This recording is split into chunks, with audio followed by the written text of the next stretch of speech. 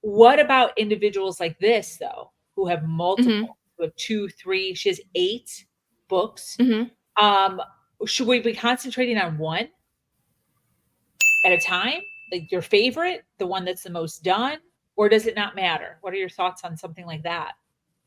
So that is where everybody is a little bit different. If it Okay. is your first book, then yes, I would say pick one and stick to it. But also look at your pattern. Are you getting stuck at about the same place in each book? What is causing that stuckness?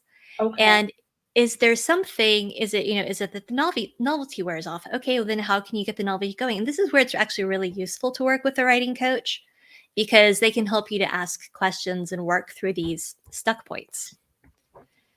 And it would also be like, okay, and let's say that those 8 books were just practice manuscripts. Sometimes people need to have practice manuscripts before they get to their quote unquote real book. And then they can Ooh. go back to those practice manuscripts if they want. Like I had a couple of those.